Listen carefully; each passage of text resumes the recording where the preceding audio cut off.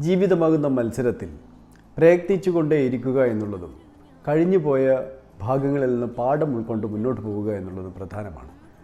Life lessons എന്നൊക്കെ പറയുന്നത് അതാണ്. എല്ലാ വിജയങ്ങളും നമുക്ക് നൽകുന്നത് ഒരുപാട് വലിയ പാഠങ്ങളല്ല. അതേസമയത്ത് എല്ലാ പരാജയങ്ങളും ചെറുതായാലും വലുതായാലും നമുക്ക് വലിയ വലിയ പാഠങ്ങൾ നൽകും. ഈ പാഠങ്ങളെല്ലാം ഉൾക്കൊണ്ട് മുന്നോട്ട് പോവുക എന്നുള്ളത് തന്നെയാണ് ജീവിതം എന്നതുകൊണ്ട് ഉദ്ദേശിക്കുന്നത്. ജീവിതത്തിൽ വിജയം നേടുക എന്നാൽ തൊട്ടതെല്ലാം പൊന്നാക്കുക എന്നൊരു അർത്ഥമൊന്നുമില്ല.